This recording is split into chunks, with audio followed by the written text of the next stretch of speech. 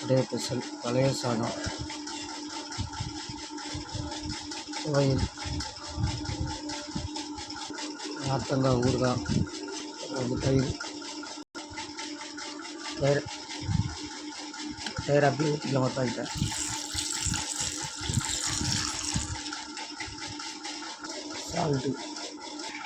Salt அப்படியே தூவிக்கலாம். துவையில் இதை போட்டு மொத்தம் போட்டு பிசைஞ்சிக்கலாம். இன்றைக்கி ஒரு பிடி. இந்த வீடியோ பிடிச்சிங்கன்னா லைக் பண்ணுங்கள், ஷேர் பண்ணுங்கள், மறக்காமல் பெல் பட்டன் அமுத்துங்க.